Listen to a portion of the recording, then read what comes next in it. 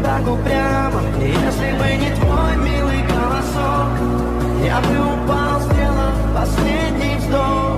И звезды мирно падали, как будто для меня. Я каждый раз загадывал тебя не потерять, но больше не могу, я просто буду всегда. Теперь ты пожалел моем. В камине в 6 утра фотография твоя, горят воспоминания о тебе.